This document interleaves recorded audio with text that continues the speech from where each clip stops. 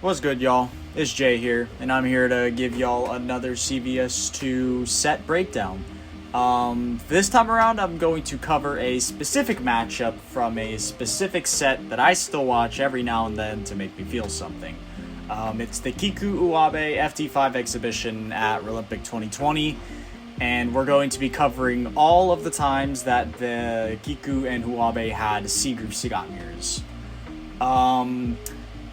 This is probably my favorite fighting game matchup of all time, and I've played a lot of fighting games.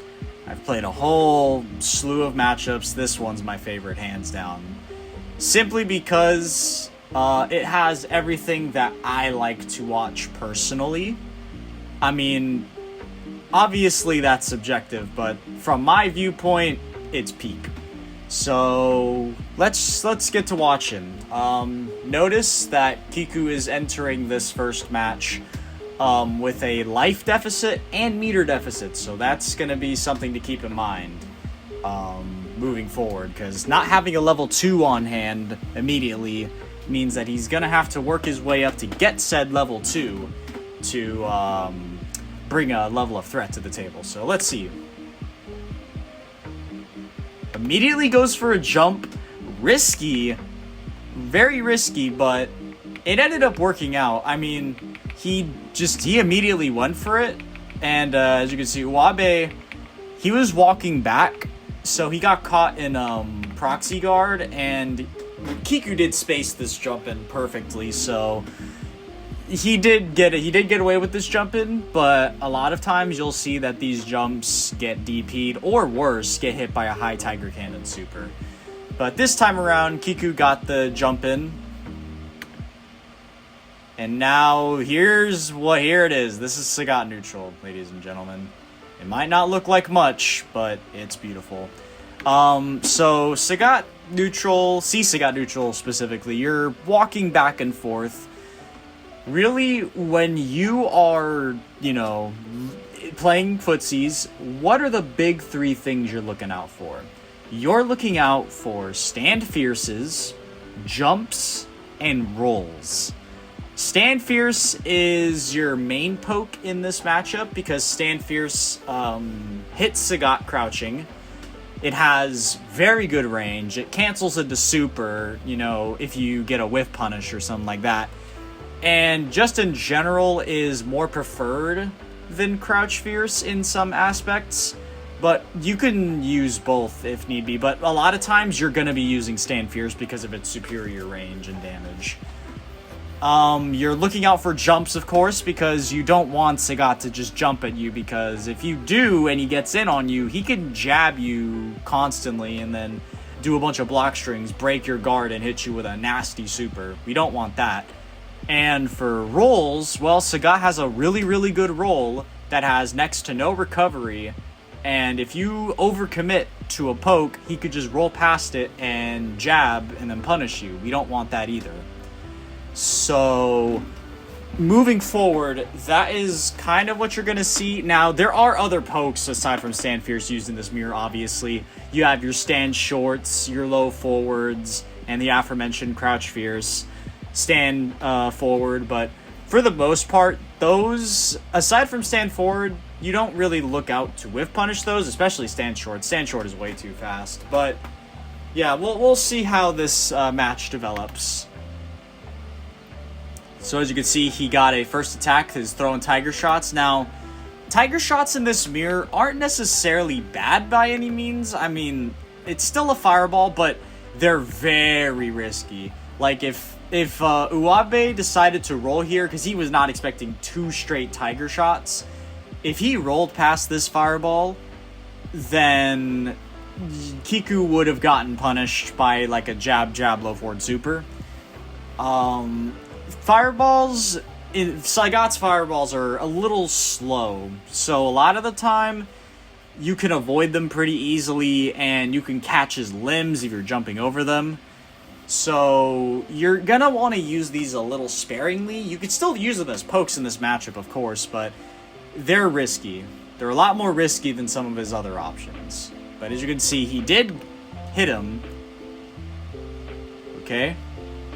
Ooh, he caught him with a low forward.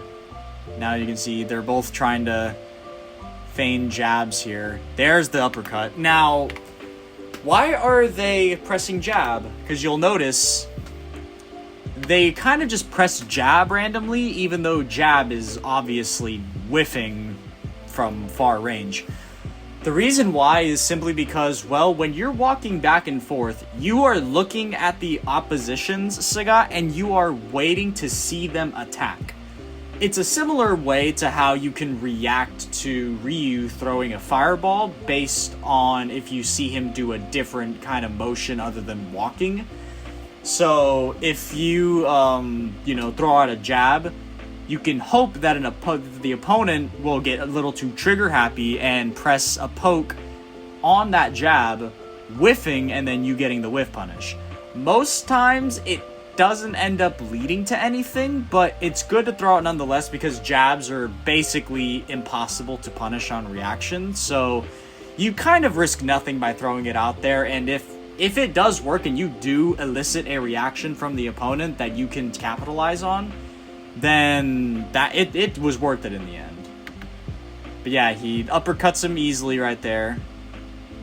Now he's starting pressure. Oh, good super. That's gonna be bad for Kiku.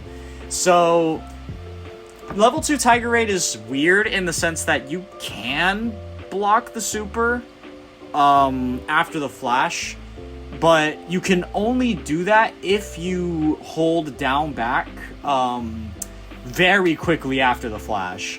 What probably happened was that Kiku did not react in time. He did not start blocking before the flash in time, so unfortunately, he's gonna get hit by the super. And Tiger Raid is a really good defensive maneuver in this matchup because you're, for the most part, pretty safe. And, because Sagat is very meter efficient, he can build that meter back pretty fast. I mean, UWB still has a bar meter, but obviously because he hit it, he wants to maximize on that damage now, so that he can maintain his momentum. So that kind of teaches you the dichotomy between whether or not you want to cancel into an uppercut or a super, and it goes in general for C-Groove. Sometimes you'll do a level 2 and you wonder, when should I cancel into super? Do I do it every time? Do I do it sometimes?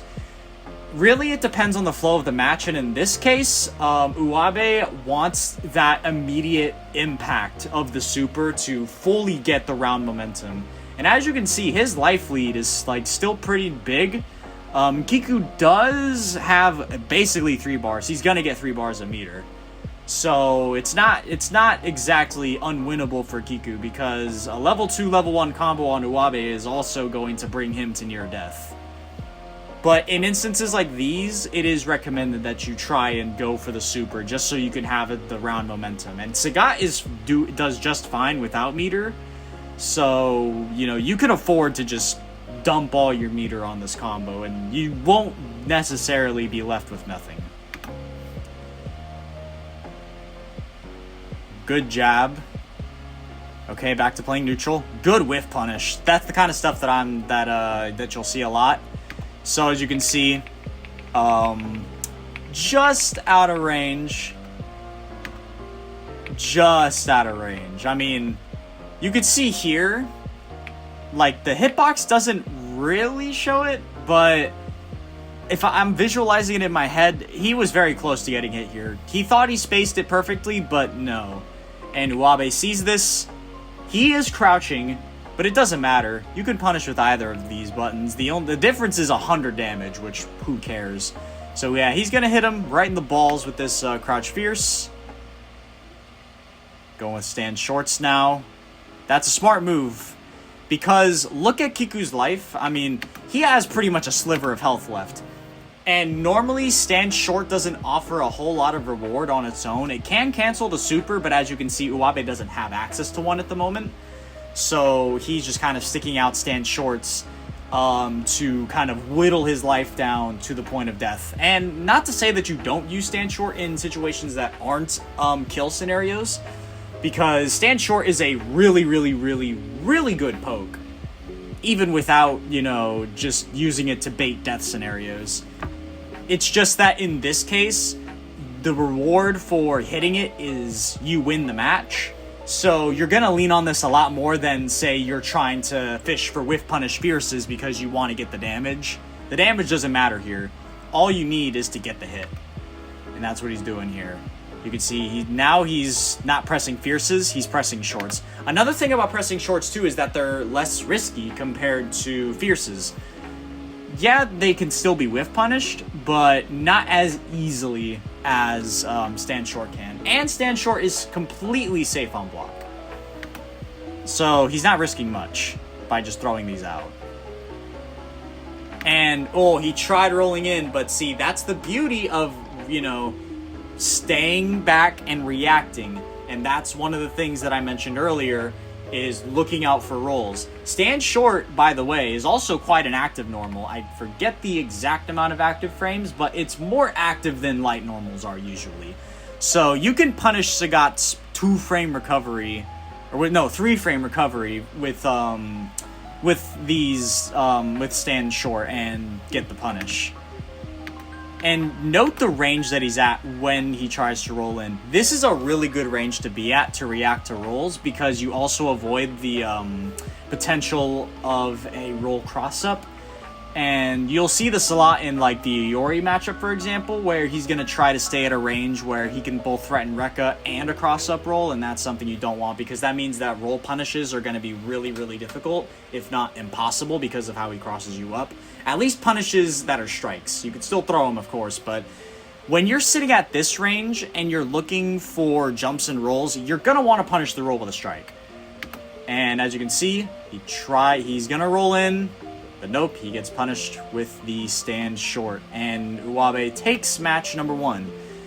Now let's move on to the next Sagat match.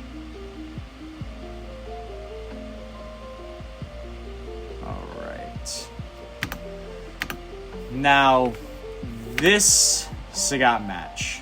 Let me turn my quality real quick. We can see now that if you look at the situation, they're both at full health, slight meter advantage to UWB, but in the case of C group, it really doesn't matter. They both still have basically 2.5 bars. UWB's going to get 3. So this is about as even as it can get. All right, starting it off, just playing good neutral. Good whiff punish. He could have canceled a super there though. He might have tried to, but he missed it. And as you can see, I mean, this is why I love this mirror, because there's just so much micro spacing going on.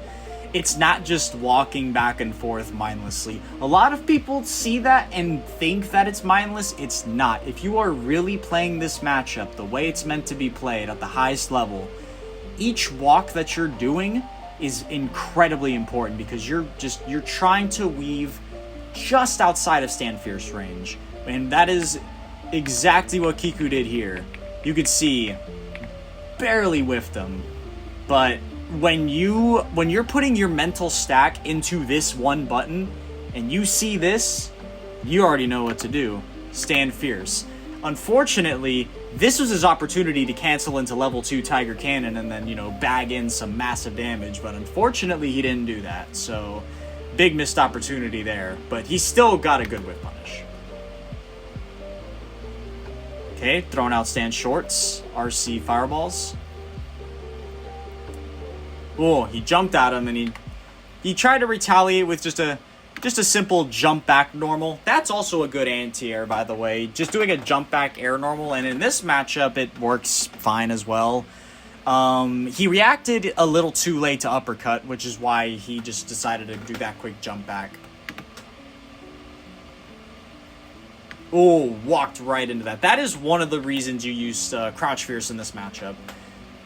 I did mention earlier that Crouch Fierce isn't used too often, but it's very good for sitting back and then just watching them walk into it. It's super active. Okay, now he's got UWB cornered. Let's see what he does with it. Okay, he's working his way out of the corner. Ooh, he almost got it there. He just reacted a little too late. You could see he did see the fireball. He did roll out. He did roll through. But unfortunately, it was a little too late and could not punish. Oh, huge dropped combo. That's incredibly unfortunate. He did everything right there. Because if you look, you can see now, this is a range where you don't want to be when it comes to rolls. Because in the last match, UWB was sitting at a range where if Sagat rolled at him, he would still be in front of him. But at this range, Sagat's roll will end up behind him. So if he wants to punish that roll, he's going to have to throw him. And unfortunately, he tried to go for a jab low forward stagger and is left wide open. And, well, he dropped his combo. Kiku dropped his combo, so UWB's going to punish that Tiger Knee with a jab short Tiger Raid combo. Going for an uppercut. In this case, he's going for the uppercut because the life lead is not going to be that big. Compared to the previous match where he got that level 2 Tiger Raid, in this case, he's not quite close to being dead, so he's about a level 2 combo away from dying. So he's going to keep that bar meter, build up another bar, and set up another opportunity to hit a level 2 combo. Because if he hits another level 2 combo, there is a good chance that it kills, although at this life it might not, but it most likely will.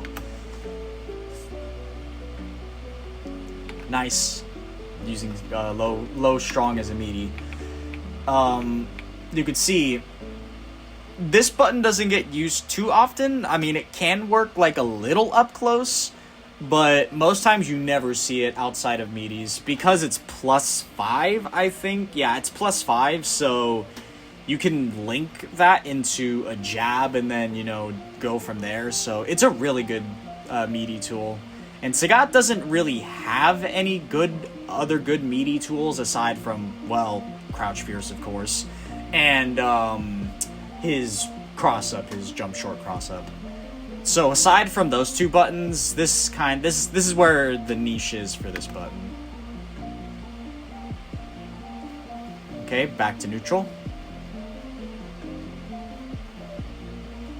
Ooh, he caught him pressing there.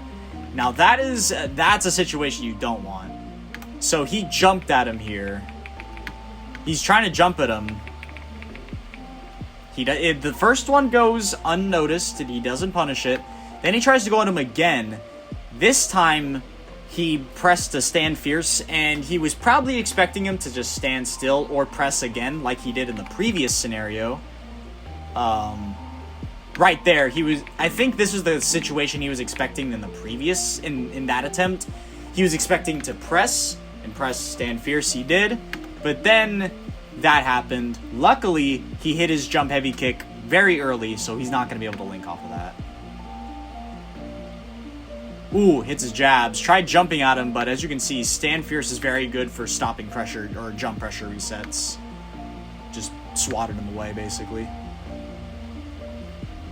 More neutral, more footsies, love to see it. Just take it all in. Really good footsies. Really good footsies. Ooh, that's huge. And see, that is where you go for the level 2 to level 1 combo. I think Kiku thought it would kill. It didn't kill, but from this life value, it could have. But Sagat, as you know, is a tanky ass character. Really in any game, but in CvS2 as well, he's a tanky character. But I also want to highlight the situation where he got it. This is a perfect use of jab as a defensive tool, because we mostly see jab as like an offensive, jail tool. You see Sagat's like walk forward, jab, jab, jab, jab, jab. This is also one of the main defining strong points of jab, is that because it has a 2-frame startup, if somebody's trying to pressure you and, throw jabs at you, you can press jab when they're trying to micro walk at you and potentially beat them to the punch, which is what he did right here. UWB was trying to do jab, jab pressure. Unfortunately, he left too big of a gap and thus allowed Kiku to get that jab low forward string and then right to super. And it almost killed. So I would say it's a good thing that he did go for that. Because his options, aside from Tiger Knee or High Tiger Shot, weren't going to really do the job. Plus, he now has him at practically 1 touch of life left, so he could start throwing out less risky moves like stand shorts, like UWB did in the previous match. He tried to throw a meaty tiger shot, but as you can see, he delayed wake up. Ooh, risky air block, and he gets him. That right there was, you'll see that sometimes where both Sagats have the same idea. They'll both try to jump. Most times Sagats are holding back when they jump, as are really pretty much every C group player is probably air blocking as they do an attack. Why wouldn't you? And he saw that he was jumping at him, so he just chose to do nothing, because better to do that than get killed by a jump attack. So he's just going to choose to eat it, just take the air block, no shame. And then right here, he saw another jump, but unfortunately, he got tagged. Unfortunately, I think he was trying to uppercut him, but unfortunately, uppercutting requires you to not block for a brief period of time. So I feel like he was trying to uppercut, and then got caught during the crouching portion of the DP motion, and then that's how he got did in. So Kiku takes that match. Very, very good Sagat matches so far. How does this one end? This one looks like pretty even. Alright, so Kiku is at 3 bars a meter. He's going to be sitting at around 50% life. He does have a meter advantage on UWB. Ooh, that was a good whiff punish attempt, but unfortunately, the thing with stand forward is that it has an insane reach. So because it has an insane reach, that also means the retracted hitbox is also going to be pretty massive. So if stand medium kick barely whiffed, then stand fierce is also going to barely whiff. If he micro walked forward, he could have tagged him, but in that situation, he just didn't do it. Ooh, good whiff punish. See, stand medium kick is also a good whiff punish tool as well.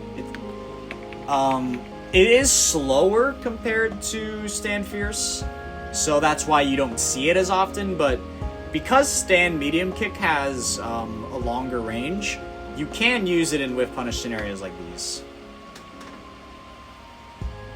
Okay, more neutral. Ooh, Kiku's trying to get in. Oh!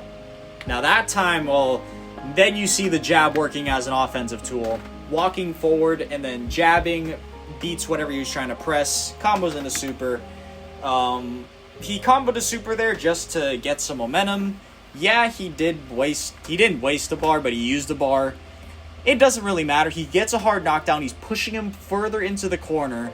He's trying to maintain as much momentum as he can. And also, Kiku still has 3 bars, so he's still a dangerous man right now. Okay, standing at a range where you could safely poke and look out for jumps and rolls. Ooh, try jumping at him. More footsies. Ooh. Oh! That didn't combo, but that's Sagat footsies for you. You'll see that those previous like 4 seconds of them walking back and forth, eventually that's what it will end in. So as you can see, UWB pressed that stand short. You know, he tried to get him to whiff punish him, but obviously stand short is way too fast to get whiff punished consistently. So Kiku tries to whiff punish, but then UWB whiff punishes the whiff punish. Level 2 would have worked here, I'm pretty sure, but he didn't have a level 2, so it is what it is. Kiku was smart to immediately down back, just in case. So luckily he avoids extra damage. Now Kiku's gonna have to play offensively. Ooh. Interesting combo. He tried to do a RC tiger shot, but unfortunately UWB saw that fireball come out, rolled, and well, unfortunately you know what happens when you roll past a Sagat fireball. That is an interesting combo that he chose because a jab uppercut would have killed. Typically you don't see a jab strong fireball unless it's in a block string. That's like the most common. That's the most common scenario where you see a jab strong tiger shot combo. But I mean, hey, maybe he thought that it was gonna get blocked and he just wanted to go with this combo because he knew it was gonna be pretty safe on block and on hit. So I'm assuming that's what he went for. But I mean, UWB has a ginormous life lead. Kiku can get chip killed, so it's gonna be hard for him to come back from this one. UWB can just play really defensively now. He can just throw out stand shorts. Ooh, huge whiff punish. Oh, but he doesn't go for the level 1. So you can see they're playing neutral. They're walking back. He's whiffing the shorts. And then boom. He felt like he was going to throw out a button. So he just let it rip. This cancel is something you don't hit confirm. You confirm into this before you even do the thing. By that I mean in whiff punish scenarios. This is basically like a Hail Mary cancel attempt. But he did have intuition behind this decision, and he managed to hit this combo. Decent bit of momentum, but he's still pretty much one touch away from dying. And that'll do it for that match.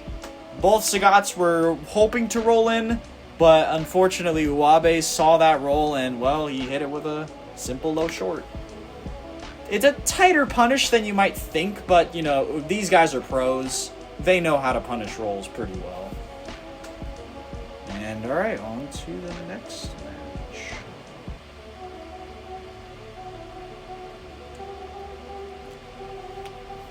This time, UWB is at a life deficit and meter deficit.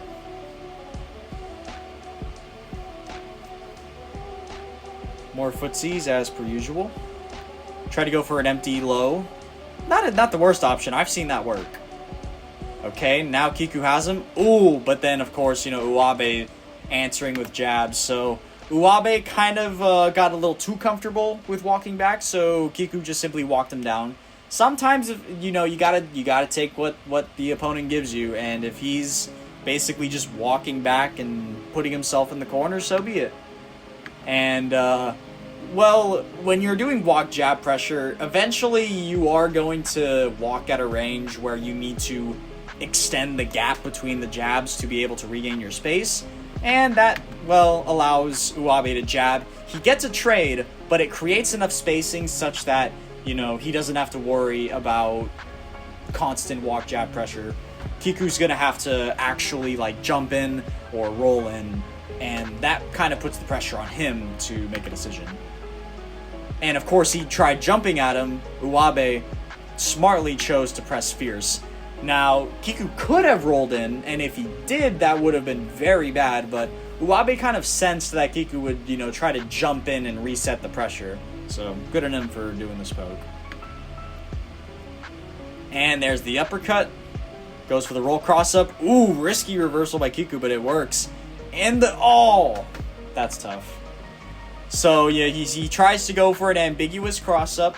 I've seen, like, at this position, I've seen this hit cross-up. So, UWB not blocking this is completely understandable. And unfortunately, yeah, he got tagged by this. Because the push box isn't, like, active... well, it's active, but the push box is on the ground, basically, during a character's wake-up animation. So, during cross-ups, you're able to get very wonky scenarios where it looks like you might end up on the front of them, but you end up behind them.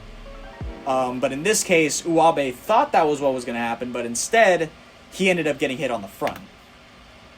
And unfortunately, Kiku dropped his super confirm that would have ended the match. So he did give UWB a chance. That was also kind of an interesting interaction. As you can see, Kiku is jumping at him. UWB also had the idea of jumping at him, but, you know, he's gonna air block that. He lands before him, so he manages to get off some pressure before getting the spacing needed. Alright, now they're both just Playing neutral again. Ooh, he walked into that stand medium kick. And there's the uppercut. This is the power of Sagat when he's in control. UWB, unfortunately, this life deficit that he has, it kind of forces him to make a move. Kiku is merely just throwing out kind of non-committal pokes, staying back, and making sure that he's able to react to any kind of approach UWB presents him. And in this case, well, he jumps at him. Easy uppercut for the win. Now on to the next match.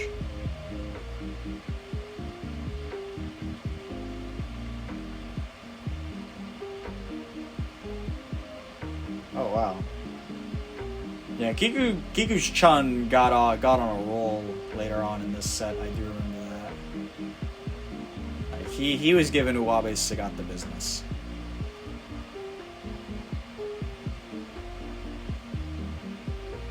All right, so this is the last match, 4-4.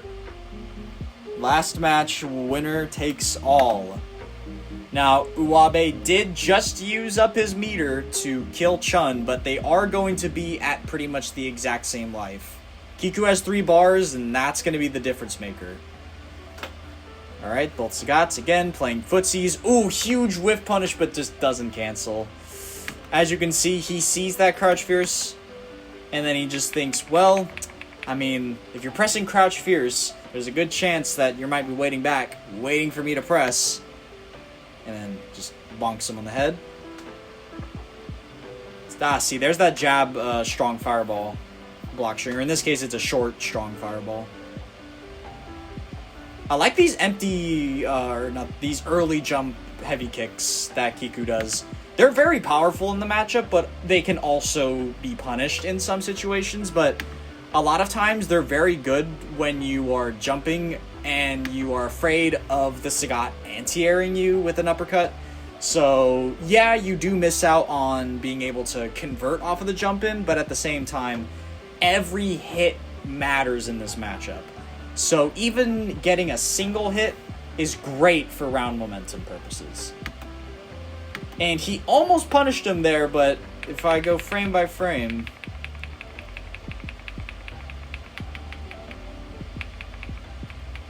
Yeah, he did it like early, and he did it late enough to where he was unpunishable, but he also did it early enough to where it would have stuffed him regardless. That is some very good timing by Kiku. And that might have been the deal breaker. Ooh, you just saw right there how a Sagat match can end just like that. I mean, look at the life value that's Sagat has here. So he hits that jump, he hits the jump fierce, and then I mentioned this in the beginning of this video, where jumping, when you're looking out for jumps, oftentimes you uppercut them, but if you really want to make them pay, use high level Tiger Cannon. By high level I mean level 2 or 3. Level 1 Tiger Cannon can't anti-air, but level 2 and 3 can. And even though it looks like he could potentially cross him up here, I promise you, the projectile has a very long, narrow hitbox behind it. So it can even catch people who are like right in your face. And that is exactly what happened here. And even more unfortunate, he got stunned here. Now, we'll take a tally of these hits. So, first was the whiff punish.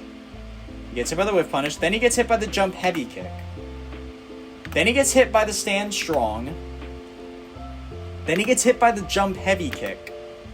And then leading into the fireball. So he basically got hit by 2 jump heavy kicks, a stand fierce, and a stand strong. So I believe that's 16, 10... I think that's 16, 10, 15, 15. So that would be 30, 46, 56. And Sagat is a 70 stun character. So he decided to hit him with a, I think that's a medium uppercut, which I believe does 14 stun.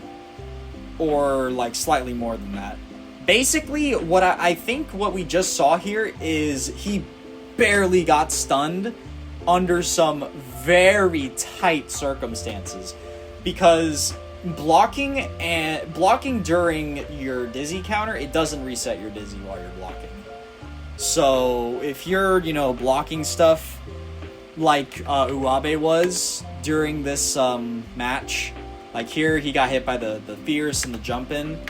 As you can see, now he's guarding stuff, gets hit by the Stand Strong, guarding that. I think this like, interval between this Stand Strong and the jump roundhouse is probably where he could have had his stun reset. But unfortunately, Kiku acted quite fast. And then he tried to jump out. He tried to potentially turn the momentum around.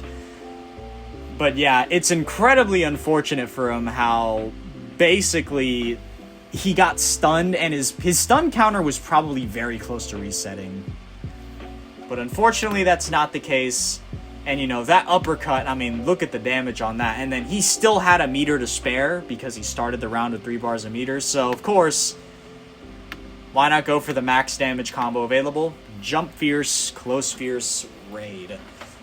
Jump Fierce does more damage than Jump Roundhouse, so that is why you see it used in stun combos as opposed to just going for the Jump Roundhouse. And then, yeah, Kiku closes it out. That's it. I mean, those were, I think that was 3 Sagat matches. 3 or 4 Sagat matches. I think I kind of already, you know, laid it out for you in around 35 minutes. The nuances of this match and why I love it. I love this match so much. But yeah, that pretty much covers everything. Let me know if y'all have any sets you want me to see, because I will watch them. I don't got much better things to do these days. And yeah, I'll catch you all later.